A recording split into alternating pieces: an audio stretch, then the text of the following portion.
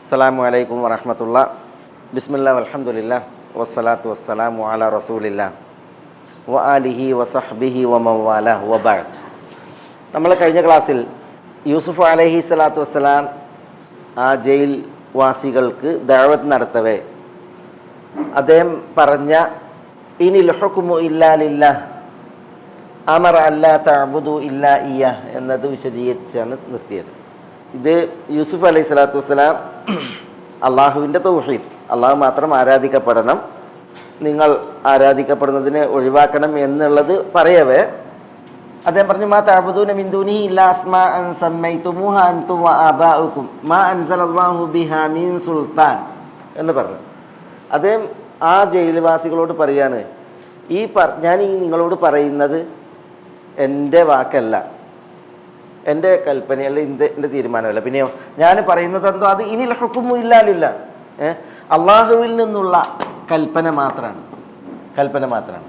എന്നിട്ട് അമറ അല്ലാ തഅബുദു ഇല്ലാ ഇയ്യാഹ്, അള്ളാഹു സുബ്ഹാനഹു വ തആല കൽപ്പിച്ചിരിക്കുന്നു, അവനെ മാത്രമാണ് നിങ്ങൾ ആരാധിക്കേണ്ടത്, അവനെ അല്ലാതെ ഒന്നിനെയും നിങ്ങൾ ആരാധിക്കരുത് എന്ന് അവൻ ശാസിച്ചിരിക്കുന്നു, കൽപ്പിച്ചിരിക്കുന്നു എന്ന് യൂസുഫ് അലൈഹി സ്വലാത്തു വസ്സലാം പറയുകയാണ് ചെയ്തത്. ഇവിടെ അള്ളാഹുവിൻ്റെ വിധികർത്തൃത്വം എന്നുള്ളൊരു വിഷയത്തെ സവിസ്തരം യൂസുഫ് അലൈഹി സ്വലാത്തു വസ്സലാം ഒരു പ്രസ്താവിക്കുന്ന ഒരു സന്ദർഭമല്ലത്. പക്ഷേ ഈ ആയത്ത് അതുപോലെ തന്നെ ഈ ഒരു ഭാഗം ഇനിൽ ഹുക്മു ഇല്ലാ ലില്ലാ ഇത് വേറെ സ്ഥലത്ത് വന്നിട്ടുണ്ട് വിശുദ്ധ ഖുർആനിൽ. നമ്മൾ പറഞ്ഞു സൂറത്ത് അൻആമിൽ, അതേപോലെ സൂറത്ത് യൂസുഫിൽ തന്നെ ഇനി വരും. പക്ഷേ ഇതിനെ എടുത്തിട്ടാണ് എന്ത് ചെയ്തത്, ഒരു വിഭാഗം ആളുകൾ അള്ളാഹു സുബ്ഹാനഹു വ തആല ആളുകൾക്ക് വിധികർത്തൃത്വം നിശ്ചയിച്ചിട്ടുണ്ട്. ആ വിഷയത്തിൽ പോലും ആളുകൾ വിധിക്കാൻ പാടില്ല, വിധികർത്തൃത്വം അള്ളാഹുവിനാണ് എന്ന് ശഠിക്കേണ്ടായത്. അതിനാണ് നമ്മൾ ആരെ പറഞ്ഞത്, ഖവാരിജികളുടെ ചരിത്രം പറഞ്ഞത്. ഇബ്നു അബ്ബാസ് റളിയല്ലാഹു തആല അൻഹു ഖവാരിജികളുടെ അടുക്കലേക്ക് പോയ സംഭവം പറഞ്ഞല്ലോ. അവരെ ബോധ്യപ്പെടുത്തി ഇബ്നു അബ്ബാസ് അള്ളാഹു ആളുകൾ എന്ത് ചെയ്തിട്ടുണ്ട്, വിധികർത്താക്കളാക്കിയിട്ടുണ്ട്. അതിന് രണ്ട് കാര്യമാണ് പറഞ്ഞത്. ഒന്ന് എന്താ പറഞ്ഞത്, ഹജ്ജിന് ഇഹ്റാമിൽ പ്രവേശിച്ചവർ കരയിൽ വേട്ടയാടിയാൽ, ഇബ്നു അബ്ബാസ് പറയാണ് റുബ് ദിർഹം വിലയുള്ള ഒരു അർണബിനെ വേട്ടയാടിയാൽ, റുബ് ദിർഹം എന്ന് പറഞ്ഞാൽ കാലണ വിലയുള്ള ഒരു മുയലിനെയാണ് ഒരാൾ വേട്ടയാടിയത് ഇഹ്റാമിൽ പ്രവേശിച്ചെങ്കിൽ അതിലെന്ത് ചെയ്തിട്ടുണ്ട്, അള്ളാഹു ഹക്കമർ റിജാൽ, ആളുകളെ വിധികർത്താക്കളാക്കിയിട്ടുണ്ട്. രണ്ടാളുകൾ എന്ത് ചെയ്യണം, വിധി പറയണം. ഈ മുയലിനോട് ഒത്ത ആട് മാട് ഒട്ടകങ്ങളിൽ ഏത് മൃഗാനുള്ളത് അതിനെന്ത് ചെയ്യാൻ, പിന്നെ ഇത് നൽകാൻ, ഫിദിയ നൽകാൻ. അതേപോലെ തന്നെ ഇബ്നു അബ്ബാസ് റളിയല്ലാഹു തആല അൻഹു മറ്റൊരു തെളിവ് ആയത്ത് ഓതിയിട്ട് പറഞ്ഞു ഫൈൻ ഖിഫ്തും ശിഖാഖ ബൈനിഹിമ ഫബഅസു ഹകമൻ മിൻ അഹ്ലിഹി വ ഹകമൻ മിൻ അഹ്ലിഹ. ദമ്പതികൾക്കിടയിൽ അനൈക്യം, ഛിദ്രത ഭയപ്പെടുമ്പോൾ നിങ്ങൾ എന്ത് ചെയ്യണം, സ്ത്രീയുടെ പക്ഷത്തു നിന്നും പുരുഷൻ്റെ പക്ഷത്തു നിന്നും ഓരോ ഹക്കമിനെ, വിധികർത്താക്കളെ നിയോഗിക്കണം. എന്തിന്, ഇവർക്കിടയിൽ രഞ്ജിപ്പുണ്ടാക്കാൻ വേണ്ടിയിട്ട് എന്ന് പറഞ്ഞു. അപ്പോൾ കാലണ വിലയുള്ള ഒരു മുയലിൻ്റെ വിഷയത്തിൽ, ഒരു സ്ത്രീയെ ഭാര്യയായി പ്രാപിക്കുന്ന വിഷയത്തിൽ ഒക്കെ അള്ളാഹു സുബ്ഹാനഹു വ തആല എന്ത് ചെയ്തിട്ടുണ്ട്, അള്ളാഹു തന്നെ ആളുകളെ വിധികർത്താവാക്കിയിട്ടുണ്ട്. ഇത് മുസ്ലിമീങ്ങളുടെ രക്തം ചിന്തണ വിഷയമാണ്, മുസ്ലിമീങ്ങൾ അന്യോന്യം പോരടിക്കണ വിഷയമാണ്.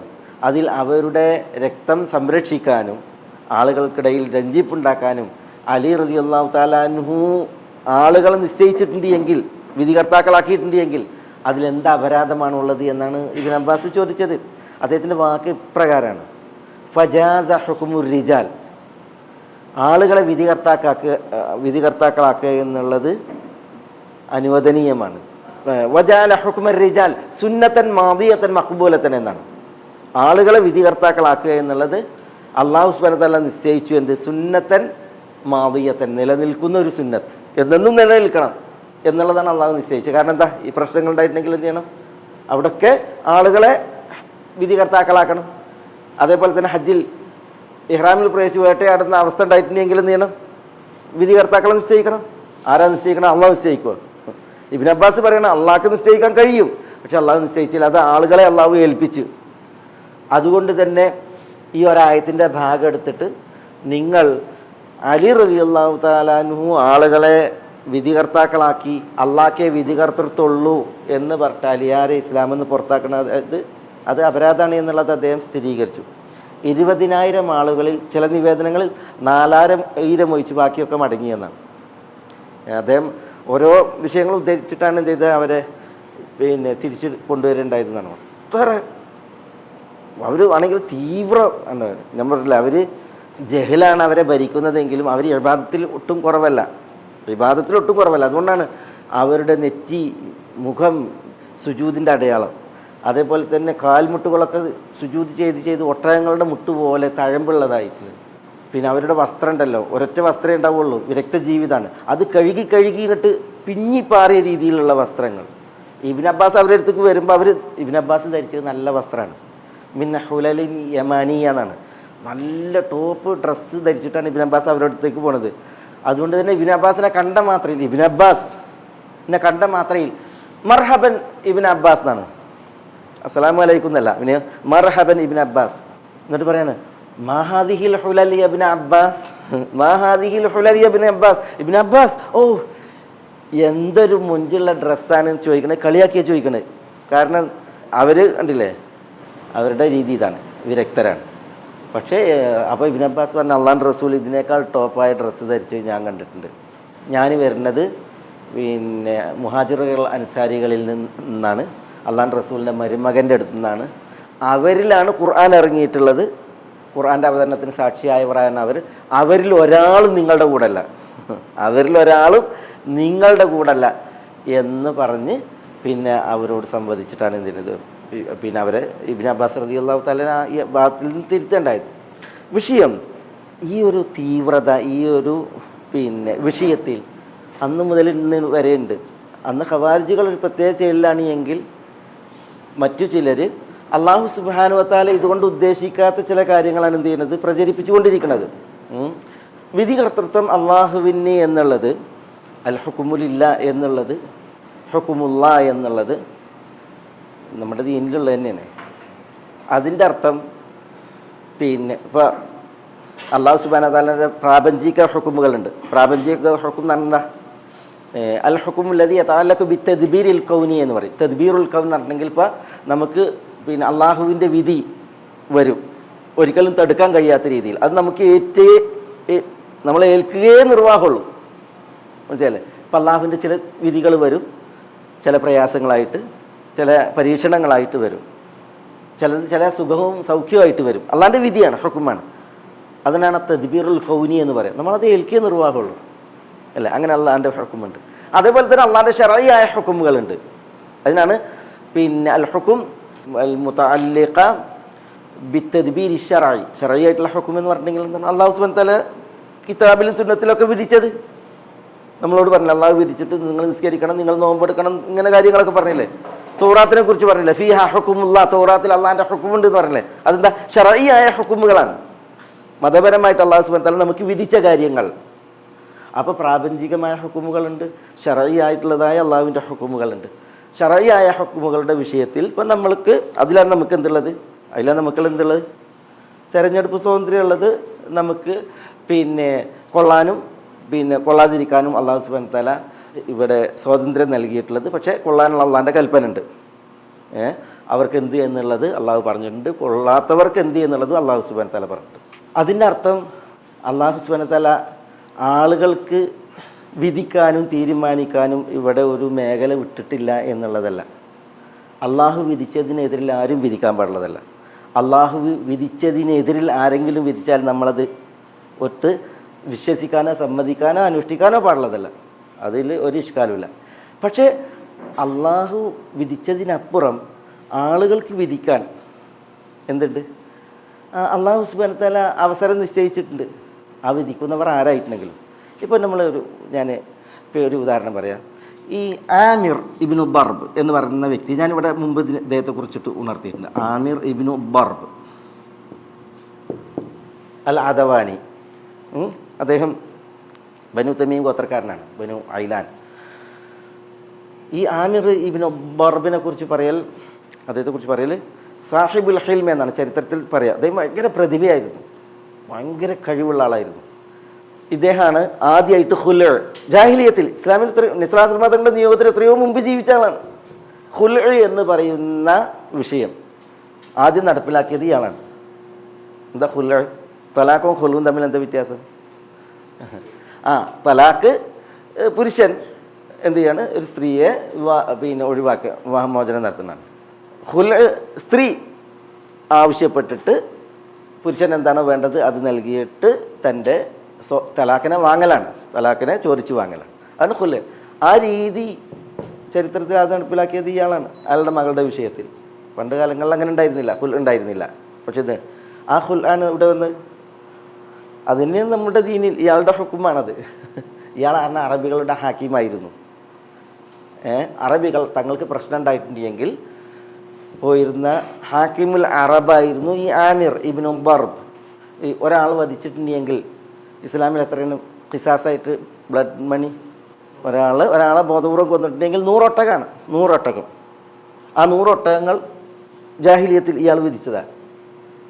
അതിന് നമ്മുടെ ശരീരത്തിലും പിന്നീട് ഷറായി വന്നത് ഇസ്ലാമിന് അത്രയും മുമ്പ്.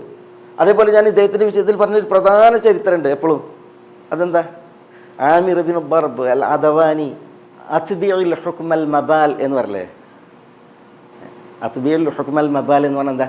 ഒരു കുഞ്ഞ് ഇവിടെ ജനിച്ചു, പക്ഷേ ആ കുഞ്ഞിന് ലൈംഗിക അവയവം വ്യക്തമല്ല. ആണിൻ്റേതാണോ പെണ്ണിൻ്റേതോ വ്യക്തമല്ല. ഇത് ആൺകുട്ടിയാണോ പെൺകുട്ടിയാണോ എന്നുള്ളത് വ്യക്തമല്ല. അപ്പം ഇന്ന് കാലങ്ങളിൽ പ്രശ്നമല്ല അതാണാണോ പെണ്ണാണോ എന്നുള്ളത് സ്ഥിരീകരിക്കാൻ. പക്ഷെ അന്ന് കാലങ്ങളിൽ നിസ്ലാശ്രമത്തങ്ങൾ നിയോഗിക്കപ്പെടുന്നതിൻ്റെ എത്രയോ മുമ്പാണിത്. അപ്പോൾ ഇങ്ങനെ പ്രശ്നം ഉണ്ടായി. ഇത് ആണാണോ പെണ്ണാണോ വ്യക്തമല്ല. അതിനാണ് ഹുൻസ എന്ന് പറയാം. ഹുൻസൽ മുഷ്കിൽ എന്ന് പറയും. അപ്പോൾ ആളുകൾ എന്ത് ചെയ്ത് അവർക്ക് എന്ത് ചെയ്യണം? സ്വത്താനന്തരം എടുക്കണം. അപ്പോൾ ഇതാണാണോ പെണ്ണാണോ എങ്ങനെ അറിയും? എല്ലാവരും ഇവിടെ വന്ന് ഇയാളെടുത്ത് വന്നു. കാരണം ഇയാളാണ് ഹാക്കിമുൽ അറബ്, അറബികളുടെ ഹാക്കിം. ഇയാളെടുത്ത് വന്നിട്ട് ഇയാളുടെ മുമ്പിൽ ഇത് അവതരിപ്പിച്ചപ്പോൾ അയാൾക്ക് ആകെ, കാരണം അയാൾ ഇങ്ങനെ ഒരു മസാല ആദ്യമായിട്ട് കേൾക്കുകയാണ്. വന്ന ആളുകൾ ആളുകളുണ്ട്. ഇവരെല്ലാവരും ഇയാളെ വീട്ടിൽ നിങ്ങളിരുന്നൊരു വിധി ഇട്ടിട്ടേ ഞങ്ങൾ പോവുള്ളൂ. ഇയാൾക്കാണെങ്കിൽ ഇവർക്ക് തിന്നാനും കൊടുക്കണം. അപ്പോൾ എന്നും ഓരോ ആടിനെ ഇറക്കണം ഇവർക്ക് തിന്നാൻ കൊടുക്കാൻ. ഇയാൾക്കാണെങ്കിൽ കുറേ ആടുകളുണ്ട്. അപ്പോൾ ഇയാളൊരു വൃത്തിയുണ്ട്, ഖാദിമത്ത് ജാരിയ. ആളെ പേരാണ് സഖീല എന്നാണ് ആ പെണ്ണിൻ്റെ പേര്. ഈ സഖീല ആടുകൾ നോക്കണതാണ്. എന്നും ആടുകൾ എണ്ണം കുറയുന്നത്. ഇയാളാണെങ്കിൽ ടെൻഷനിൽ. അപ്പോൾ ഈ സഖീല ചോദിക്കാൻ എന്താണ് വിഷയം? അപ്പോൾ ഇയാൾ ദേഷ്യപ്പെടും. നിനക്കെന്തായാലും കാര്യം? ഇയാൾക്ക് ഈ ആടുകൾ എണ്ണം കുറയുന്ന വിഷയമുണ്ട്. എണ്ണം കുറയാൻ നടത്തണമെങ്കിൽ ഈ ആളുകൾ പോണില്ലല്ലോ. അപ്പോൾ ഒരു ദിവസം ഈ സ്ത്രീ ചോദിക്കാൻ, ഈ സഖീല നിർബന്ധിച്ച് ചോദിക്കാൻ വിഷയം. അപ്പോൾ ഇയാൾ പറയാണ്, ഇങ്ങനെ ഒരു കേസായിട്ട് ആളുകൾ വന്നിട്ടുണ്ട്, അവർ പോണില്ല. അവരുടെ വിഷയം എന്താണ്? ഇങ്ങനെ ഒരു കുട്ടി അത് ആണാണോ പെണ്ണാണോ എന്നുള്ളത് തിരിയണ വിഷയമാണ്, അതെങ്ങനെയെന്നുള്ളതാണ്. അപ്പോൾ ആ സഖീല പറയാണ് അത്ബിഉൽ ഹുക്മൽ മബാൽ. ആരോട്? ആമിറിനോട് പറയാണ്. മൂത്രം ഒഴിക്കുന്ന സ്ഥാനം നോക്കിയിട്ട് എന്ത് ചെയ്യാൻ പറയുന്നത്? വിധി പറയാൻ പറഞ്ഞു. അപ്പോൾ അതാണ് അന്ന് കാലങ്ങളിൽ ഇത് തെളിയാൻ ഉള്ള അടയാളം ആണാണോ പെണ്ണാണോ എന്നുള്ളത്. അതോട് കൂട്ടിയിട്ട് അദ്ദേഹത്തിന് വലിയ ആശ്വാസമായി. ഈ സഖീലെ അദ്ദേഹം മോചിപ്പിച്ചു അതോടുകൂടി. കാരണം ഒരു നല്ലൊരു അല്ലേ ആ സഖീല പറഞ്ഞ ആ വിഷയം അത് തന്നെയാണ് നമ്മുടെ ഷറയിലും എന്ത് ചെയ്തത്, അടിസ്ഥാനമായി സ്വീകരിച്ചത്. ഈ ഹുൻസൽ മുഷ്കിലിനെ ഇതാണാണോ പെണ്ണാണോ എന്ന് തീരുമാനിച്ചിട്ട് അതിനനുസരിച്ചുള്ള ഹുക്കുമുകൾ കുറേ വിഷയങ്ങളുണ്ട്. ഇങ്ങനെ ഒരു കുട്ടി ഉണ്ടായിട്ടുണ്ടെങ്കിൽ അനന്തരം കൊടുക്കുന്ന വിഷയം, അനന്തരം എടുക്കുന്ന വിഷയം, അതേപോലെ തന്നെ മറ്റു പല വിഷയങ്ങളുമുണ്ട്. അപ്പോൾ അതിനൊക്കെ അവലംബം ഇതാണ്. അന്ന് കാലങ്ങളിൽ ഇതാണ് മൂത്രവിസർജനം നടത്തുന്ന സ്ഥലം, അല്ലെങ്കിൽ അതുമായി അതാണ് അത് നിർണ്ണയിക്കാനുള്ള മാനദണ്ഡം. അതെവിടുന്ന ഇയാളിരുന്നാണ് ആ ഹുക്കുമ്. ഇതിന് ഇയാൾക്ക് മുമ്പ് ആ പെണ്ണിൽ നിന്ന്, സഖീലയിൽ നിന്ന്. മനസ്സിലായി? ഞാൻ പറഞ്ഞതെന്ന് വെച്ചിട്ടുണ്ടെങ്കിൽ എല്ലാ ജാഹിലിയത്തിലെ ഹുക്കുമും ജാഹിലിയത്തല്ല. അഫ ഹുക്കുമൽ ജാഹിലിയത്ത് യബ്ഗൂൻ, ജാഹിലിയത്തിൻ്റെ ഹുക്കുമാണ് അവരാഗ്രഹിക്കുന്നത് ചോദിച്ചില്ലേ? ജാഹിലിയത്തിൻ്റെ ഹുക്കുമിൽ കുറേ ജാഹിലിയത്തുണ്ട്.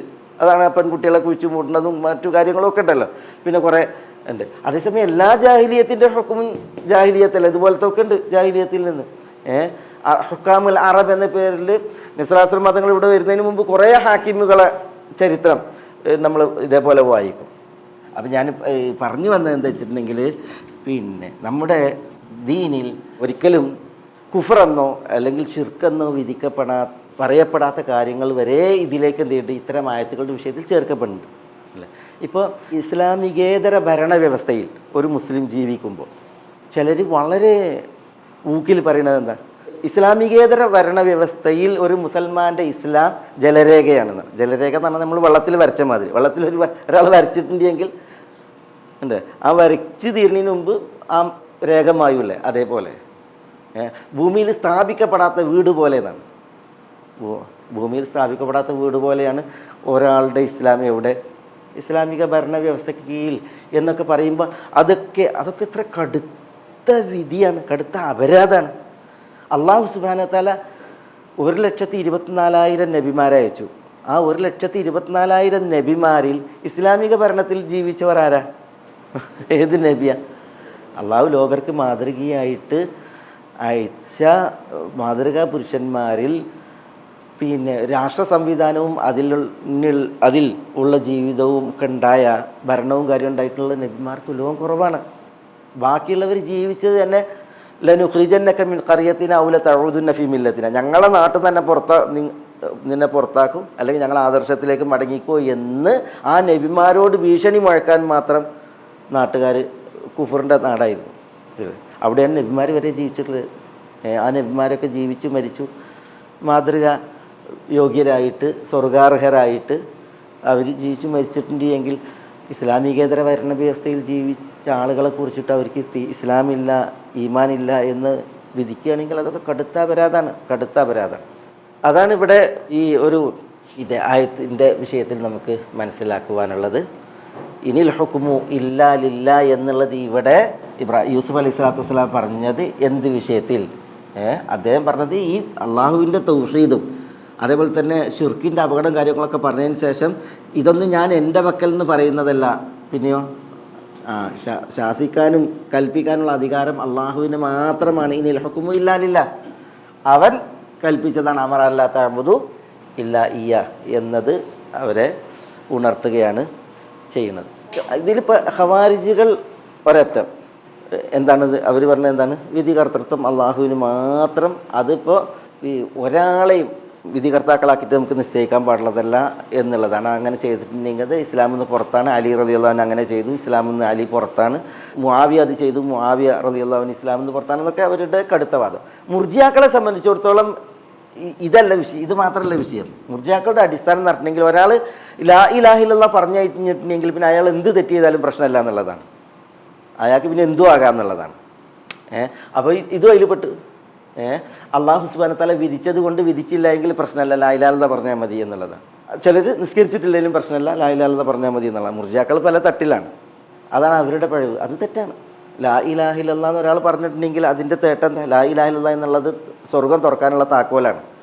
ആ താക്കോൽ കൊണ്ട് സ്വർഗം തുറക്കണമെങ്കിൽ എന്ത് വേണം?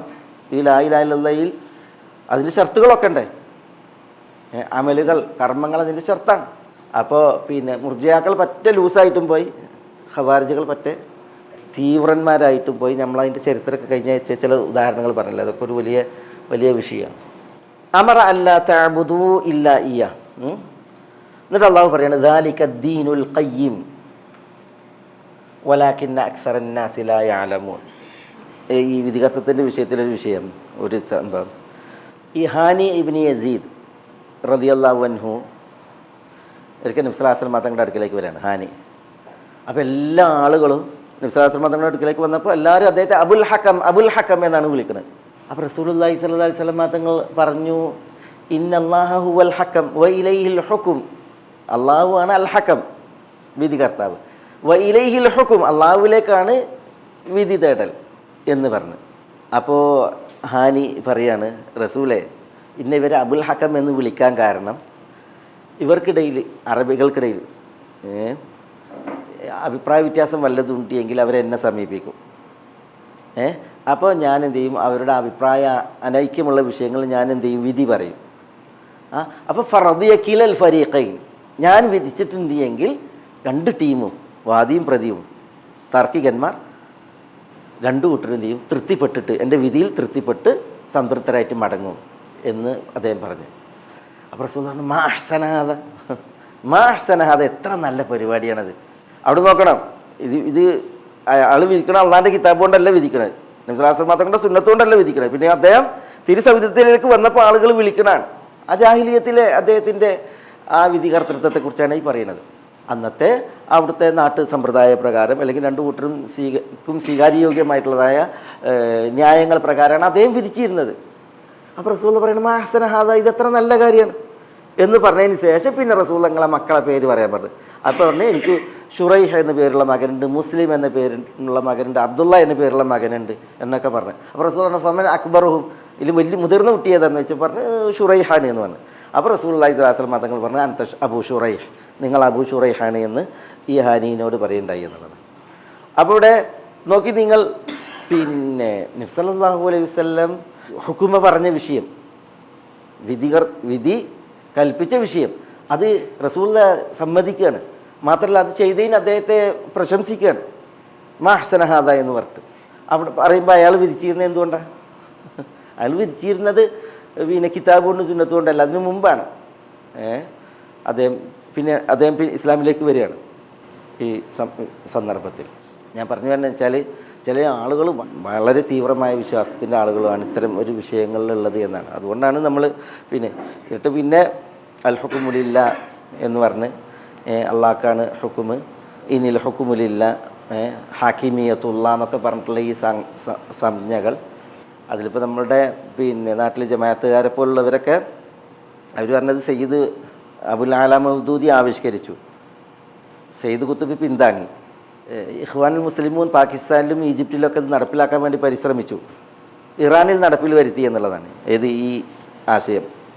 ഇറാനിൽ ആയത്തുള്ള ഖുമൈനി എന്ന് പറയുന്ന ആൾ നടപ്പിലാക്കിയതാണ് പറയുന്നത്. പിന്നെ ഇറാനിൽ ഷാ പഹ്ലവിയെ തോൽപ്പിച്ചിട്ടാണല്ലോ ഖുമൈനി വന്നത്. പിന്നെ ഖുമൈനി അവിടെ ഉണ്ടാക്കിയതാണ് ഇപ്പോൾ ഇവരുടെ ഈ അൽ ഹുക്കുമുലില്ല, ഇനിൽ ഹുക്കുമുലില്ലൻ്റെ മാതൃകാ രാഷ്ട്രമായിട്ട് പറയുന്നത്. ആകെപ്പാട് ഒരു തീവ്രമായ വിശ്വാസം, ജഹലും ഇതൊക്കെ പാടെ കൂടി ശരിയും തെറ്റുമൊക്കെ കൂട്ടിക്കലർത്തിയിട്ടുള്ളതായ ഒരു ആദർശമാണ് ഈ ഒരു കൂട്ടരാളുകൾ, ഈ രാഷ്ട്രീയ ദീനിൻ്റെ ആളുകൾ കൊണ്ടുനടക്കണം.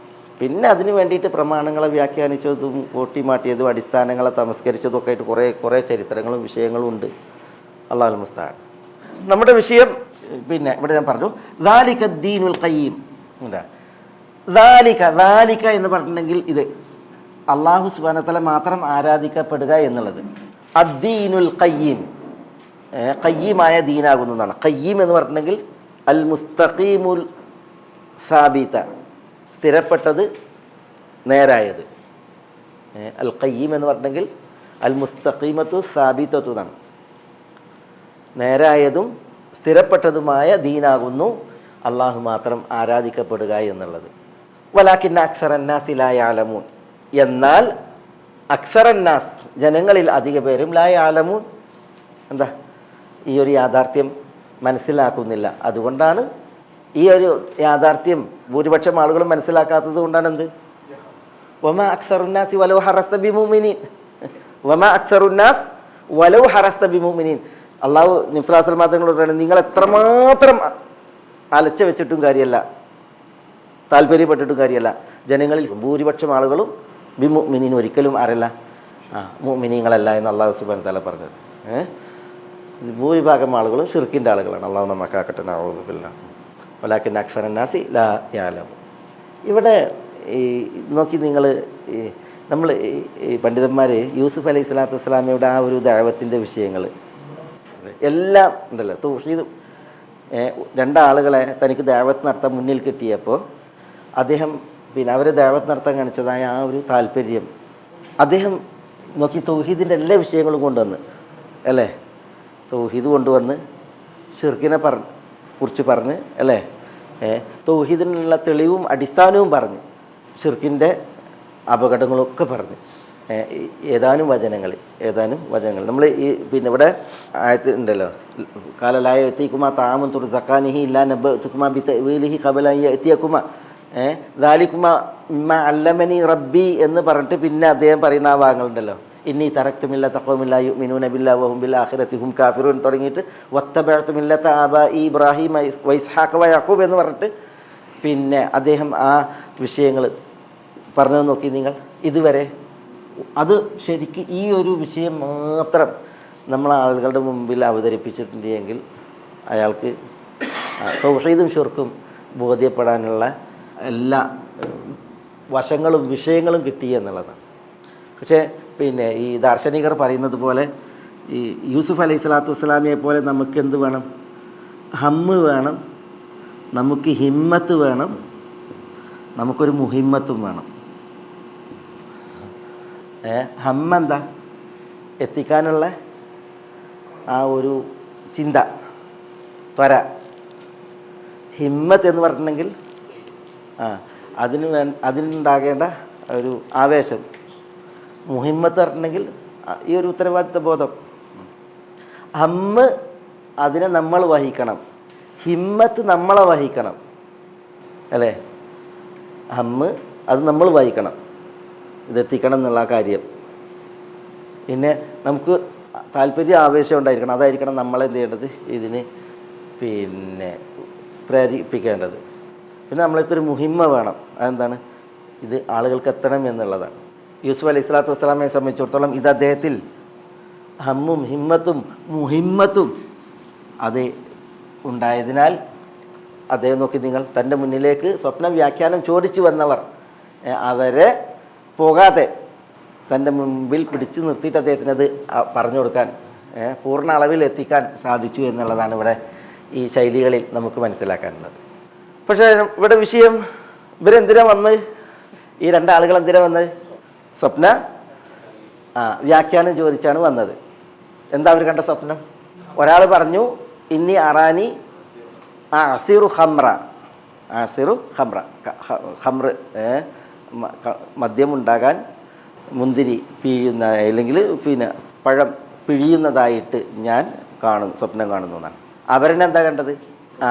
ഇനി അറാനി അഹ്മിലു ഫൗഖർ സി ഖുബ്സൻ, ഞാൻ എൻ്റെ തലക്ക് മുകളിൽ എന്താ ഖുബ്സിനെ വഹിക്കുന്നു, തഅകുലു തൈറു മിൻഹു, പക്ഷി അതിൽ നിന്ന് തിന്നുന്നു എന്നുള്ളതാണ്. അതല്ലേ കണ്ടത്? അത് ഹുൽം എന്നാണ് സ്വപ്നം, അല്ലെങ്കിൽ തഹാലും. എന്താ തഹാലും? ഹുൽമ പറഞ്ഞ സ്വപ്നമാണ്. തഹാലും എന്ന് പറഞ്ഞാൽ ഒരു സ്വപ്നം കണ്ടതായി നടിച്ച്, സ്വപ്നം കണ്ടിട്ടില്ല, പിന്നെ കാണാത്ത സ്വപ്നം. ഇവർ യൂസുഫ് അലൈഹി സ്വലാത്തു വസ്സലാമയോട് പിന്നെ കള്ളായിട്ട് പറയാണ്, സ്വപ്നം കണ്ടതെന്ന പോലെ ഇവരെന്ത് ചെയ്ത്, ഇത് യൂസുഫ് അലൈഹി സ്വലാത്തു വസ്സലാമയെ കളിയാക്കാൻ എന്ന പോലെ ഇത് പറഞ്ഞു എന്നുള്ളതാണ്. യൂസുഫ് അലൈഹി സ്വലാത്തു വസ്സലാം അതുകൊണ്ട് തന്നെ അവരോട് അതിൻ്റെ വ്യാഖ്യാനം പറയണം. ഇനി അദ്ദേഹത്തിൻ്റെ ലക്ഷ്യം നിറവേറിയപ്പോൾ അദ്ദേഹം പറയണേ, യാ സാഹിബൈ അസിജിൻ, നമ്മൾ പറഞ്ഞത് എന്താ, സിജിനിലെ യാ സാഹിബൈ എന്ന് പറഞ്ഞാൽ യാ സാഹിബൈനി ലീ ഫി സിജിൻ, ജയിലിൽ എനിക്കുള്ള രണ്ട് കൂട്ടുകാരെ, സഹവാസികളെ, ജയിലിൽ എനിക്കുള്ള രണ്ട് സഹവാസികളെ, സാഹിബൈ. അമ്മ അഹദുകുമ ഫയസ്ഖി റബ്ബഹു ഖംറ, അമ്മ അഹദുകുമ, അമ്മ എന്ന് പറഞ്ഞാൽ എന്നാൽ, അഹദുകുമ നിങ്ങളിൽ ഒരാൾ, ഫയസ്ഖി റബ്ബഹു ഖംറ, ഫയസ്ഖി റബ്ബഹു ഖംറ, യസ്ഖി എന്ന് പറഞ്ഞാൽ എന്താ, കുടിപ്പിക്കും. സഖാ യസ്ഖി എന്ന് പറഞ്ഞാൽ അസ്ഖാ യുസ്ഖി, കുടിപ്പിക്കും. ഫയസ്ഖി അവൻ കുടിപ്പിക്കും. അമ്മ എന്നുള്ളതിൻ്റെ ജവാബിൽ വന്ന ഫായാണത്. യസ്ഖി കുടിപ്പിക്കും, റബ്ബഹു തൻ്റെ യജമാനനെ കുടിപ്പിക്കും. എന്ത് കുടിപ്പിക്കും? ഖംറൻ, ഖംറ കുടിപ്പിക്കും, മദ്യം കുടിപ്പിക്കും. ഇവിടെ മറ്റൊരു ഖിറാഅത്തുള്ളത് ഫയുസ്ഖ എന്നാണ്. ഫയുസ്ഖ റബ്ബുഹു ഖംറൻ, നിങ്ങളിൽ ഒരാൾ ഫയുസ്ഖ റബ്ബുഹു ഖംറൻ എന്ന് പറഞ്ഞാൽ അവൻ്റെ യജമാനൻ കുടിപ്പിക്കപ്പെടുന്നതാണ്, മദ്യം കുടിപ്പിക്കപ്പെടും. ഇവിടെ നോക്കി നിങ്ങൾ, അമ്മൽ ആഖർ, എന്താ അമ്മൽ ആഖർ എന്നാൽ അപരൻ, അല്ല ആഖർ അപരൻ, രണ്ടിലോ അപരൻ. നോക്കിയേ, യൂസുഫ് അലൈഹി സ്വലാത്തു വസ്സലാമക്ക് അറിയാം ഇതിലാരാണ് പിന്നെ യജമാനനെ കുടിപ്പിക്കുക എന്നുള്ളത് അറിയാം, ആരാണ് ഇങ്ങനെ എന്നുള്ളതും അറിയാം. ഇപ്പോൾ യൂസുഫ്, പക്ഷേ യൂസുഫ് അലൈഹി സ്വലാത്തു വസ്സലാം എന്ത് ചെയ്യുന്നില്ല, നീയാണിത് പറയുന്നില്ല. അതെന്തുകൊണ്ട്? അതെന്തുകൊണ്ടാ? ഒരാൾ ക്രൂശീകരിക്കപ്പെടുന്ന വിഷയമാണ്. നീ ക്രൂശിക്കപ്പെടും എന്ന് പറഞ്ഞെങ്കിൽ പിന്നെ അയാൾ ജീവൻ പോയില്ലേ? അല്ലെങ്കിൽ തന്നെ രണ്ടിലൊരാൾ എന്ന് പറഞ്ഞിട്ടുണ്ടെങ്കിൽ തന്നെ ഔട്ടാണ്, വിഷയമാണ്. പക്ഷേ അതുകൊണ്ടാണ് ഈ പ്രയോഗം, അമ്മ അഹദുകുമ, നിങ്ങളിൽ ഒരാൾ ഫയസ്ഖി റബ്ബഹു ഖംറ, വ അമ്മൽ ആഖർ എന്നാൽ അപരൻ, ഫയുസ്ലബു, എന്താ ഫയുസ്ലബു, സലബ എന്നുള്ളത് ക്രൂശിക്കുക, ഇതാണ് സലീബ് എന്താ സലീബ്? സലീബ് എന്തിനാണ്? ആ കുരിശിനാ പറയാം സലീബ്. ശരിക്കും സൽബ് എന്ന് പറഞ്ഞിട്ടുണ്ടെങ്കിലേ പിന്നെ ബലം, ശക്തി, അതിനാണ് പറയുക സൽബ്. അതിനാണ് എന്തുണ്ടായത്? സുൽബ് ഉണ്ടായത്. മനുഷ്യ ശരീരത്തിൽ ഏറ്റവും എവിടെ ഈ ത്രാണിയും ശക്തി എവിടെ? മുതുകിനാണ്. അല്ലാഹു സുബ്ഹാനഹു വ തആല എന്താ പറഞ്ഞത്? യഖ്റുജു മിൻ ബൈനി സുൽബി വത്തറായിബ്. സുൽബി വത്തറായിബ്, സുൽബ് എന്ന് പറഞ്ഞിട്ടുണ്ടെങ്കിൽ ഇതാണ്, ഈ മുതുകാണ്. ക്രൂശീകരിക്കുക എന്നുള്ളത് ഇതിൻ്റെ നേരിട്ടുള്ള അർത്ഥമല്ല. സലബ എന്നതിൻ്റെ നേരിട്ടുള്ള അർത്ഥമല്ല ക്രൂശീകരിച്ചു എന്നുള്ളത്. പിന്നെ അത് പിന്നെ ഒരു ഉദ്ദേശമായിട്ട് വന്നതാണ്. കാരണം ക്രൂശീകരിക്കുന്ന ഒരാളുണ്ടല്ലോ, അതിൽ പിന്നെ കിടന്ന് മരിച്ച് ഉറക്കും. പിന്നെ അയാളുടെ മുതുക് അതാണ് കുരിശിനോട് ചേർത്ത് വെച്ചിട്ട് എന്ത് ചെയ്യില്ല, ഈ മരത്തിനോട് അല്ലെങ്കിൽ ചുമരിനോട് ചേർത്ത് വെച്ചിട്ട് എന്ത് ചെയ്യുക, ഉറപ്പിക്കുക. അപ്പോൾ ആ നിലക്കൊക്കെയാണ് അത് പിന്നെ വന്നിട്ടുള്ളത്.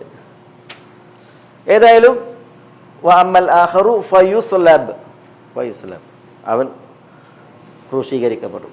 വമ ഖതലൂഹു വമ സലബൂഹു, അവർ അദ്ദേഹത്തെ പിന്നെ ക്രൂശീകരിച്ചിട്ടില്ല എന്ന് പറഞ്ഞു. അമൽ ആഖറു ഫയുസ്ലബ്, അവൻ ക്രൂശീകരിക്കപ്പെടും. ഫ, അതിൽ പിന്നെ തഅകുലു ത്വയ്റു മിർ റഅസിഹി. തഅകുലു എന്ന് പറഞ്ഞാൽ തിന്നും. ആര് തിന്നും? അത്തൈറു, അത്തൈർ എന്ന് പറഞ്ഞാൽ പക്ഷികൾ തിന്നും.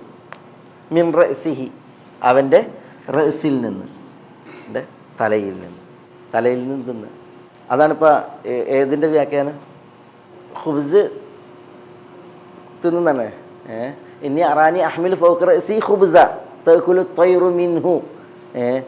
തൈർ, പക്ഷി അതിൽ നിന്ന് തിന്നുന്നു എന്നാണല്ലോ. ഞാനൊരിക്കലും ഖുബ്സിൻ്റെ കഥ അറിഞ്ഞില്ല, ഒന്ന് ഒരു മൈൻഡ് ഫ്രഷ് ആകാൻ കേട്ടോ. ഒരു ഖുബ്സിൻ്റെ കഥ അറിഞ്ഞില്ലേ? മെമ്മറി ടെസ്റ്റാണ് കേട്ടോ. രണ്ടാളുകൾ ഒരു യാത്രയിൽ, ഇതെല്ലാവരോടും ചോദ്യം കണക്കാണ്. ഒരാളെടുത്ത് 5 റൊട്ടി, ഒരാൾക്ക് 3 റൊട്ടി. 5 റൊട്ടി 3 റൊട്ടി. അതിനവർ യാത്രയിൽ തിന്നാനിരിക്കുമ്പോൾ ഒരാൾ 5 റൊട്ടിയും വെച്ച്, ഒരാൾ 3 റൊട്ടിയും വെച്ച്. അപ്പോഴാണ് ആ വഴി ഒരാൾ വന്നത്. അപ്പോൾ അയാൾ ഇവർ ഭക്ഷണം കഴിക്കാൻ വേണ്ടിയിട്ട് വിളിച്ച്. അപ്പോൾ അവർ 3 ആളും ഇത് തുല്യ അളവിൽ തിന്നാൻ തീരുമാനിച്ചു. അങ്ങനെ റൊട്ടി ഓരോന്നും 3 ആക്കി ഭാഗിച്ചു. എന്നിട്ടും തുല്യ അളവിൽ എന്ത് ചെയ്തു? 3 ആളും തിന്നു. ഈ ആഗതനുണ്ടല്ലോ, തിന്നാൻ വന്നിരുന്ന ആൾ, അയാൾ എന്ത് ചെയ്തു? ഭക്ഷണം കഴിച്ച് പോകുമ്പോൾ ഇവർക്ക് എന്ത് ചെയ്തു? പിന്നെ 8 ദീനാർ അയാളുടെ വക ഒരു സമ്മാനം എന്നുള്ളവർക്ക് കൊടുത്ത് 8 ദീനാർ അവിടെ വെച്ചിട്ട് അയാൾ എന്ത് ചെയ്തു? അയാൾ അവിടെ നിന്ന് പോയി. അപ്പോൾ ഈ 8 ദീനാർ കിട്ടിയപ്പോൾ ഒരാൾ പറഞ്ഞ്, ഇതിലൊരാൾ പറഞ്ഞ് 5 റൊട്ടി വേണമെന്ന ആൾ പറഞ്ഞ്, എനിക്ക് 5 ദീനാർ, നിനക്ക് ബാക്കി 3 ദീനാർ. കാരണം നീ 3 റൊട്ടിയാണ്, ഞാൻ 5 റൊട്ടിയാണ്. അപ്പോൾ 3 റൊട്ടി വേണമെന്ന ആൾ പറഞ്ഞ്, നമ്മളുടെ റൊട്ടിൻ്റെ എണ്ണം നോക്കിയിട്ടല്ല അയാൾ ഈ 8 ദീനാർ ഇവിടെ വെച്ചത്. അയാൾ നമ്മൾ ഭക്ഷണത്തിന് വിളിച്ചപ്പോൾ നമുക്ക് ഒരു നന്ദി എന്നുള്ള ആൾക്കാണ്. അതുകൊണ്ട് 5 എണ്ണം നിനക്ക് 3 എണ്ണം എനിക്ക് എന്നുള്ളത് അയാൾ തീരുമാനിച്ചല്ല, നിൻ്റെ തീരുമാനമാണ്. ഇത് നമുക്ക് 4 ദീനാർ 4 ദീനാർ വീതെടുക്കാമെന്ന് പറഞ്ഞു. അപ്പോൾ പിന്നെ മറ്റേ സമ്മതിക്കണില്ല. മറ്റേ പറഞ്ഞാൽ 5 എണ്ണം ഞാൻ എൻ്റെ റൊട്ടിയാണ്, 3 എണ്ണം നിൻ്റെ റൊട്ടിയുള്ളത്, അതുകൊണ്ട് 3 എണ്ണം നിനക്ക് 5 എണ്ണം എനിക്ക് പറഞ്ഞു. അത് പിന്നെ കനകം മൂലം കാമിനി മൂലം കലഹം ഫലവിധ മുലകിൽ സുലഭം, അത് തർക്കമായി, പ്രശ്നമായി, ബഹളമായി. അങ്ങനെയാണ് ഈ കേസ് അലി റളിയല്ലാഹുവിൻ്റെ അടുക്കലേക്ക് എത്തുന്നത്. ഇതിൽ രണ്ടിൽ ആർക്ക് അനുകൂലമായിട്ട് അല്ലെങ്കിൽ ആരുടെ വിധിയാണ് അലി റളിയല്ലാഹുവിനെ സമ്മതിച്ചത്? അലി റളിയല്ലാഹുവിന് ഇതിൽ വിധി പറഞ്ഞു. അതിൽ 2 കൂട്ടരും തൃപ്തിപ്പെട്ട്. ഏത് വിധിയാണ് അലി പറഞ്ഞത് റളിയല്ലാഹുവിന്? ഈക്വലായിട്ടില്ല അല്ലേ? ഒരാൾ 4, മറ്റേ ആൾ 4, രണ്ടുമല്ല. പിന്നെങ്ങനെ 2 അല്ലെങ്കിൽ 7? അതെങ്ങനെ 7 ഒന്നും? അതാണ് അതിൻ്റെ വെച്ചത്. അലി റളിയല്ലാഹുവിന് തീർത്തും വിചിത്രമായ വിധി നടത്തിയത്. ഇവരുടെ തർക്കം 5, 3 അല്ലെങ്കിൽ 4, 4 ആണ്. അലി പറഞ്ഞില്ല, ഈ 3 റൊട്ടി ഉണ്ടെന്ന ആളുണ്ടല്ലോ, അയാൾക്ക് 1 ദീനാർ, 7 എണ്ണം 5 റൊട്ടി ഉണ്ടെന്ന ആൾക്ക്. അതിലാണ് നിങ്ങൾ പറഞ്ഞത്. അതാണ് അലി റളിയല്ലാഹു പറഞ്ഞത്. എന്താണ് ഈ എത്ര റൊട്ടിയപ്പോൾ മൊത്തം? 8 എണ്ണം. 8 എണ്ണത്തിന് 3 ആക്കുമ്പോൾ എത്രയായി? 24 എണ്ണം. 24നെ 3 ആൾ തുല്യ അളവിലെടുക്കുമ്പോൾ ഒരാൾക്ക് 8, അവരിന് 8, മൂന്നാമനും 8. 3 റൊട്ടി കൊണ്ടുവന്ന ആളുടേത് എത്ര കഷ്ണം ഉണ്ടാകുക? 9 കഷ്ണം ഉണ്ടാകുക.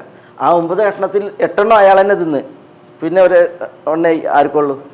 ഈ ഗസ്റ്റിനുള്ളൂ. ബാക്കി 7 ആരുടേതാണ്? ഈ 5 റൊട്ടി കൊണ്ടുവന്ന ആളുടേതാണ്. അതുകൊണ്ടാണ് അലി റളിയല്ലാഹു പറഞ്ഞത് 6 ദീനാർ 5 റൊട്ടി കൊണ്ടുവന്ന ആൾക്ക് 7 ദീനാർ, 1 ദീനാർ 3 കൊണ്ടുവന്ന ആൾക്ക് എന്ന് പറഞ്ഞത്. അലി റളിയല്ലാഹു ഭയങ്കര, അലി റളിയല്ലാഹുവിൻ്റെ പ്രതിഭ അറിയിക്കുന്ന സംഭവമാണത്. ഏതായാലും ഞാനിവിടെ ഫുസ് പറഞ്ഞപ്പോൾ നിങ്ങളുടെ ഒരു ശ്രദ്ധ പോകാതിരിക്കാൻ വേണ്ടിയിട്ട് ഞാൻ ഉദാഹരിച്ചു എന്ന് മാത്രം. അല്ലാഹു വഅമ്മൽ ആഖറു ഫയുസ്ലബു ഫതഅകുലു ത്വയ്റു മിൻഹു ഖുദിയൽ അംറുല്ലദി തഅകുലു ത്വയ്റു മിൻ റഅസിഹി, അയാളുടെ തലയിൽ നിന്ന് പക്ഷികൾ തിന്നും.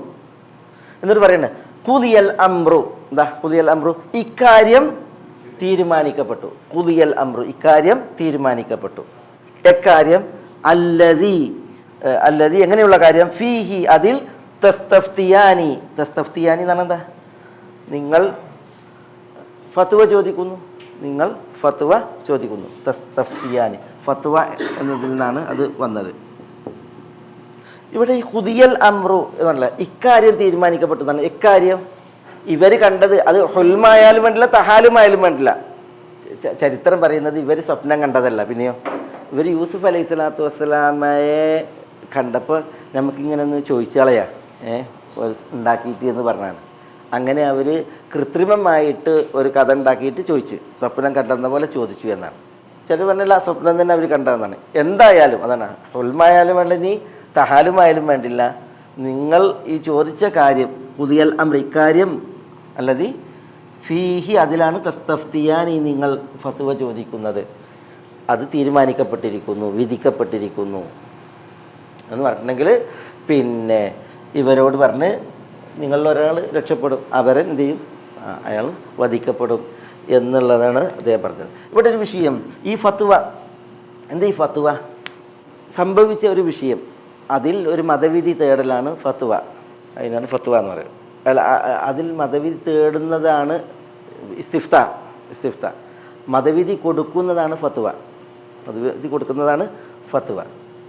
ഒരാൾക്ക് ഫത്വ കൊടുക്കുമ്പോൾ എന്താ, ആരെ പ്രതിനിധീകരിച്ച് ഈ ഫത്വ കൊടുക്കുന്നത്? അള്ളാഹിനെ പ്രതിനിധീകരിച്ചിട്ട്. അതാണ് ഫത്വൻ്റെ ഗൗരവം. ഇന്ന വിഷയത്തിൽ അള്ളാഹുവിൻ്റെ വിധി ഇതാണ് എന്നാണ് ഫത്വ കൊടുക്കുന്നത്.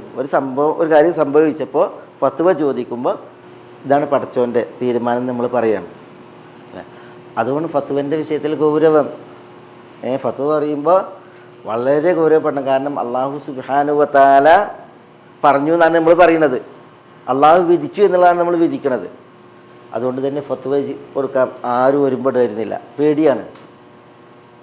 സഹാബികളൊക്കെ ഇവിടെ ജീവിച്ചിരുന്ന കാലഘട്ടത്തിൽ 30 ആളുണ്ട് എങ്കിൽ അല്ലേ, ഒരാളോട് ചോദിച്ചിട്ടുണ്ടെങ്കിൽ മറ്റേ ചോദിക്കാൻ പറയും, അയാളോട് ചോദിച്ചിട്ടുണ്ടെങ്കിൽ മറ്റേ ചോദിക്കാൻ പറയും. അവസാനം ആദ്യം ചോദിച്ചവനിലേക്ക് തന്നെ തിരിച്ചെത്തുന്നത് അത്ര പേടിയാണ്. കാരണം ഫത്വൻ്റെ വിഷയമെന്ന് പറഞ്ഞിട്ടുണ്ടെങ്കിൽ അത് ഗൗരവപ്പെട്ട വിഷയമാണ്. നബി സല്ലല്ലാഹു അലൈഹി വസല്ലം തങ്ങളുടെ കാലത്ത് ഒരു യുദ്ധയാത്രയിൽ ഒരാൾക്ക് തലക്ക് മുറിവേറ്റ് തല പൊട്ടി. ആ രാത്രി അയാൾക്ക് വലിയ അശുദ്ധി ഉണ്ടായി. അപ്പോൾ അയാൾ പറയാണ്, തണുപ്പാണ്, രാത്രിയാണ്, എൻ്റെ തല പൊട്ടിയിരിക്കുകയാണ്, കുളിക്കാൻ വയ്യ, അതുകൊണ്ട് എനിക്ക് ഇളവുണ്ടോ എന്ന് ചോദിക്കുകയാണ്. കുളി ഒഴിവാക്കുന്നതിൽ ഇളവുണ്ടോ എന്ന് ചോദിക്കുകയാണ്. അപ്പോൾ ആളുകൾ പറഞ്ഞു, നീ വലിയ താങ്കൾ വലിയ ശുദ്ധിക്കാരനാണ്, കുളിക്കുക വേണം ഫജ്ർ നിസ്കരിക്കണമെങ്കിൽ, ഞങ്ങളൊരളവും കാണുന്നില്ല എന്ന് പറയണം. അപ്പോൾ ഈ സാധു ഇദ്ദേഹത്തെ തലയിൽ വെള്ളം ഒഴിച്ചിട്ട് കുളിച്ച് തല പൊട്ടിയതിലൂടെ വെള്ളം ഇറങ്ങിയിട്ട് അയാൾ മരിച്ചും ചെയ്തു. അപ്പോൾ റസൂലുള്ളാഹി സ്വല്ലല്ലാഹു അലൈഹി വസല്ലം തങ്ങളുടെ അടുക്കലേക്ക് വന്നപ്പോൾ ഈ വിഷയം അവതരിപ്പിച്ച് റസൂലുള്ളാഹി ഖതലഹുമുല്ലാ എന്ന് വളരെ ഗൗരവത്തിൽ പറഞ്ഞു. അദ്ദേഹത്തെ കൊന്നു കളഞ്ഞു എന്നാണ് പറഞ്ഞത്. എന്നിട്ട് പറഞ്ഞു, വിവരക്കേടിന് മരുന്ന് ചോദിച്ച് മനസ്സിലാക്കലാണ്. ഇന്നമ ശിഫാഉൽ ഉയ്യി അസ്സുആൽ എന്ന് പറഞ്ഞ് വിവരക്കേടിനുള്ള മരുന്ന് എന്താണ്?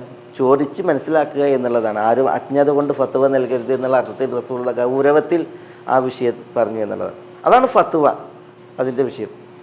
തൈമം ചെയ്താൽ മതി, അയാൾ അത്തരക്കാർ തൈമം ചെയ്താൽ മതി. ഇവിടെ ശരിക്ക് ഫത്വ ചോദിക്കുന്ന വിഷയമല്ല. ഇവിടെ എന്ത് വിഷയമാണ്? സ്വപ്ന വ്യാഖ്യാനത്തിൻ്റെ വിഷയമാണ്. പക്ഷെ സ്വപ്ന വ്യാഖ്യാനത്തെക്കുറിച്ച് എന്താ പറഞ്ഞത്? തസ്തഫ്തിയാനി എന്നാണ് പറഞ്ഞത്. നിങ്ങൾ ഫത്വ ചോദിക്കുന്ന എന്നാണ് പറഞ്ഞത്. അപ്പോൾ ഈ സ്വപ്നം വ്യാഖ്യാനിക്കുക എന്ന് പറഞ്ഞാലും അതെന്താണ് വളരെ ഗൗരവപ്പെട്ട വിഷയമാണ്. അള്ളാഹു സുബ്ഹാനഹു വ തആല സ്വപ്ന വ്യാഖ്യാനത്തിന് തവീൽ റുയ എന്നാ പറയുക, സ്വപ്നത്തെ വ്യാഖ്യാനിക്കുന്നതിന് തവീൽ എന്നാ പറയുക. പക്ഷേ അള്ളാഹു വിശുദ്ധ ഖുർആനിൽ അത് പറഞ്ഞിട്ടുണ്ട്. തവീൽ റുയായ, എൻ്റെ സ്വപ്നത്തിൻ്റെ വ്യാഖ്യാനം. അതേപോലെ പിന്നെ യൂസുഫ് അലൈഹി സ്വലാത്തു വസ്സലാം തന്നെ പറഞ്ഞില്ലേ, ഹാദാ തവീൽ റുയായ മിൻ ഖബിൽ, ഇതിനു മുമ്പ് ഞാൻ കണ്ട സ്വപ്നത്തിൻ്റെ തവീൽ വ്യാഖ്യാനമാണ് ഇത് എന്ന് പറയുന്നുണ്ടല്ലോ, തവീൽ എന്ന് പറയും. അതേപോലെ തന്നെ ആ തവീലിനെ കുറിച്ചാണ് ഇവിടെയും പറയുന്നത്. പക്ഷേ അള്ളാഹു സുബ്ഹാനഹു വ തആല ഇവിടെ തസ്തഫ്തിയാനി എന്ന് പറഞ്ഞു. അതേപോലെ അഫ്തൂനി ഫി റുയായ, ഞാൻ കണ്ട സ്വപ്നത്തിൽ എനിക്ക് ഫത്വ തരൂ എന്നാണ് രാജാവ് പറയുന്നുണ്ടല്ലോ. അള്ളാഹു പ്രയോഗിച്ചത് ആ പ്രയോഗമാണ് അഫ്തൂനി, ഫത്വ. അതുകൊണ്ട് തന്നെ ഈ സ്വപ്ന വ്യാഖ്യാനത്തിന് വേണ്ടിയിട്ട് ചില ആളുകൾ ഇരിക്കുകയാണ്. ആളുകൾ ചോദിക്കുകയാണ്, ഞാൻ ഇന്ന സ്വപ്നം കണ്ട അതിൻ്റെ വ്യാഖ്യാനം എന്താണ്? അപ്പോൾ ഈ കണ്ട വ്യക്തിന് അയാളുടെ അവസ്ഥയൊന്നും മനസ്സിലാക്കാതെയാണ് ചില ആളുകൾ അതിൻ്റെ വ്യാഖ്യാനം പറഞ്ഞുകൊണ്ടിരിക്കുന്നത്. അതുകൊണ്ട് വലിയ അപകടമാണ്. ഇമാം മാലിക് റഹ്മത്തുള്ളാഹി അലൈഹിയോട് ആളുകൾ സ്വപ്നത്തിൻ്റെ വ്യാഖ്യാനം ചോദിച്ചു. അപ്പോൾ ഇമാം മാലിക് റഹ്മത്തുള്ളാഹി അലൈഹി പറഞ്ഞത് അബിൻ നുബൂവത്തി യുൽ അബ് എന്നാണ്. നുബൂവത്ത് കൊണ്ടാണോ കളി എന്നാണ്. എന്താ നുബൂവത്ത് കൊണ്ടാണോ കളി എന്ന് പറയാൻ കാരണം? എന്തുകൊണ്ടാണ് അങ്ങനെ പറയാൻ കാരണം? നുബൂവത്ത് കൊണ്ടാണോ കളി? സ്വപ്നത്തെക്കുറിച്ച് പറഞ്ഞത് എന്താ? അർറുയ അസ്സാലിഹ ജുസ്ഉം മിൻ 40 ജുസ്അൻ മിനൻ നുബൂവ എന്നാണ്. പ്രവാചകത്വത്തിൻ്റെ 40-ൽ ഒരു ഭാഗമാണ് എന്നാണ്. പ്രവാചകത്വം എന്ന് പറഞ്ഞാൽ അള്ളാഹു നൽകുന്ന വഹയാണ് നബിമാർക്ക്, അല്ലേ? അതിൽ എല്ലാം എന്താണ്? അള്ളാഹു നൽകുന്നത് എന്താണ്? വഹയാണ്, നുബൂവത്ത് വഹയാണ്. അതിൻ്റെ ഒരു ഭാഗമാണ് റുയ എന്ന് പറഞ്ഞിട്ടുണ്ടെങ്കിൽ ചില നല്ല സ്വപ്നങ്ങൾ അത് ശരിയായി ഭവിക്കും. അത് അള്ളാഹുവിൽ നിന്നുള്ള സുവിശേഷമാണ്. ബുഷ്റ മിൻ അള്ളാഹുവിൽ നിന്നുള്ള സുവിശേഷമാണ് എന്ത്? നല്ല സ്വപ്നങ്ങൾ. അപ്പോൾ അള്ളാഹുവിൽ നിന്നുള്ള നബിമാർക്കുള്ള വഹി എന്ന പോലെ നബിമാരല്ലാത്തവർക്ക് അള്ളാഹു നല്ല സ്വപ്നങ്ങൾ കാണിച്ചിട്ട് ചില സന്തോഷ വാർത്തകൾ നൽകും, ചില സുവിശേഷങ്ങൾ നൽകും. അപ്പോൾ നുബുവത്തിൻ്റെ ഒരു ഛായ ആർക്കുണ്ട്? ഈ നല്ല സ്വപ്നങ്ങൾക്കുണ്ട്. നുബുവത്തിൻ്റെ ഛായ നല്ല സ്വപ്നങ്ങൾക്കുണ്ട്. അപ്പോൾ ആരെങ്കിലും ഈ സ്വപ്ന വ്യാഖ്യാനം വിവരമില്ലാത്തവനോട് ചോദിച്ചിട്ടുണ്ടെങ്കിൽ അത് നുബുവത്തോണ്ടുള്ള കളിയാണ്. അതാണ് ഇമാം മാലിക് പറയുന്നത്. അബിൻ നുബുവത്തി യുൽ അബ്, പ്രവാചകത്വം കൊണ്ടാണോ കളിക്കുന്നത്? ഇമാം മാലിക്കിനോട് ചോദിച്ചപ്പോൾ അപ്പോൾ ചില ആളുകൾ വന്നിട്ട് ഞാൻ അത് കണ്ടു, ഞാൻ ഇത് കണ്ട്, അതിൻ്റെ വ്യാഖ്യാനം എന്താണ് എന്നൊക്കെ ചോദിക്കും. ചിലർ ഫോണ് ഈ ചാനലുകളിൽ ഇരുന്നിട്ട് ചോദിക്കുകയാണ്, എന്നിട്ട് പറഞ്ഞു കൊടുക്കുകയാണ്. അത് മുഷ്കില. അതിൻ്റെ അർത്ഥം സ്വപ്നങ്ങൾക്കൊന്നും വ്യാഖ്യാനമില്ല എന്നുള്ളതല്ല.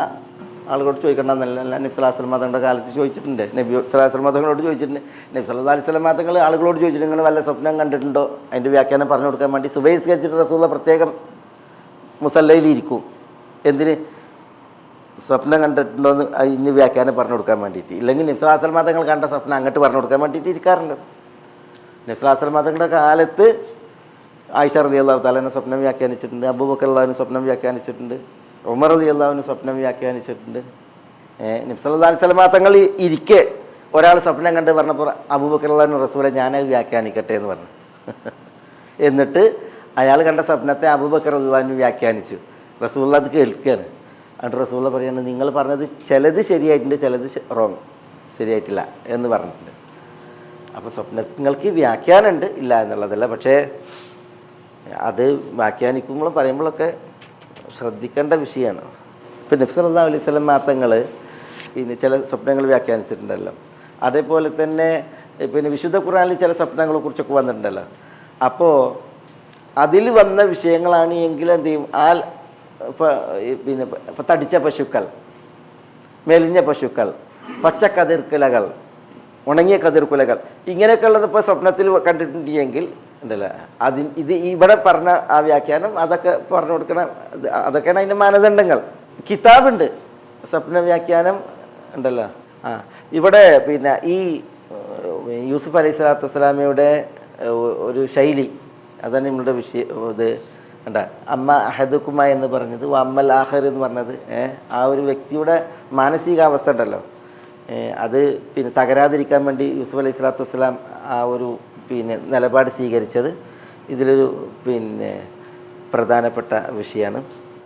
ഖുദിയൽ അംർ എന്ന് പറഞ്ഞിട്ടുണ്ടെങ്കിൽ വിശുദ്ധ ഖുർആനിൽ വേറെയും വന്നിട്ടുണ്ട്. ഖുദിയൽ അംർ എവിടെ? വഅൻദിർഹും യൗമൽ ഹസ്രത്തി ഇദ് ഖുദിയൽ അംർ വഹും ഫീ ഗഫ്ലത്തി എന്ന് പറഞ്ഞാൽ സൂറത്ത് മറിയമിൽ വഅൻദിർഹും യൗമൽ ഹസറ ഇത് ഖുദിയൽ അംർ. അവിടെ ഖുദിയൽ അംർ എന്ന് പറഞ്ഞെങ്കിൽ അവിടെ പ്രത്യേകം ഒരു തീരുമാനമാണ്. അത് പരലോകത്ത് വിധി തീർപ്പാണ്. ആ വിധി തീർപ്പിൻ്റെ സമയം അതിനെക്കുറിച്ച് മുന്നറിയിപ്പ് നൽകാൻ പറഞ്ഞെടുത്ത്. അതേപോലെ തന്നെ വക്കാല ശൈത്താനു ലമ്മ ഖുദിയൽ അംർ ഇന്നല്ലാഹ വഅദകും വഅദൽ ഹഖ് വവഅദ്തുകും ഫഅഖ്ലഫ്തുകും. അല്ലേ, കാര്യങ്ങൾ തീരുമാനിക്കപ്പെട്ട് അല്ലാഹു സുബ്ഹാനഹു വ തആല വിധി തീർപ്പ് നടത്തി. സ്വർഗാർഹരെയും നരകാർഹരെയും അല്ലാഹു സുബ്ഹാനഹു വ തആല വേർതിരിച്ചു. സ്വർഗാർഹർ സ്വർഗത്തിലെത്തി, നരകാർഹർ നരകത്തിലെത്തി. അതാണ് വക്കാല ശൈത്താൻ. അപ്പോൾ ശൈത്താൻ പറയാണ് ലമ്മ ഖുദിയൽ അംർ. ലമ്മ ഖുദിയൽ എന്ന് പറഞ്ഞാൽ അവിടെ ഖുദിയൽ അംർ എന്താ? അവിടെ ഇതാണ് അള്ളാഹു വിധി തീർപ്പ് നടത്തിയിട്ട് സ്വർഗാർഹരെ സ്വർഗത്തിലും നരകാർഹരെ നരകത്തിലും എത്തിച്ചു. അപ്പോൾ ആ സമയം ശൈത്താൻ പറയാണ് ഇന്നല്ലാഹ വഅദകും വഅദൽ ഹഖ്, അള്ളാഹു നിങ്ങൾക്ക് നൽകിയ പ്രോമിസ് അത് സത്യ വാഗ്ദാനമായിരുന്നു. ഓ വഅദ്തുക്കും, ഞാൻ നിങ്ങൾക്ക് വാഗ്ദാനം നൽകി ഫഅഖ്ലഫ്തുക്കും, ഞാൻ ചെയ്ത വാഗ്ദാനത്തിൽ ഞാൻ നിങ്ങളോടെതിരായി ഞാൻ അതിനെ ലംഘിച്ചു എന്ന് പറഞ്ഞിട്ട് പ്രസംഗിക്കുകയാണ് ഇബ്ലീസിൻ്റെ പ്രസംഗം നരകത്തിൽ. അള്ളാഹു കാക്കട്ടെ, അള്ളാഹു മജർനാമിനെന്ന. അപ്പോൾ വിശുദ്ധ ഖുർആനിൽ ഇങ്ങനെ ഈ ഖുദിയൽ അംർ വന്നിട്ടുണ്ട്. അതിൻ്റെ സന്ദർഭമാണ് അത് എന്ത് എന്നുള്ളത് നിർണ്ണയിക്കുക. ഇവിടെ ഇവർ വിശദീകരണം ചോദിച്ച സ്വപ്നത്തിൻ്റെ വ്യാഖ്യാനം അത് ഉണ്ടല്ലോ, ആ കാര്യം തീരുമാനിക്കപ്പെട്ടിരിക്കുന്നു എന്ന് പറഞ്ഞിട്ടുണ്ടെങ്കിൽ ഒരാൾ ഇതിൽ രക്ഷപ്പെടും, അവരൻ ശിക്ഷിക്കപ്പെടും എന്നുള്ള വിഷയം അത് തീരുമാനിക്കപ്പെട്ടിരിക്കുന്നു.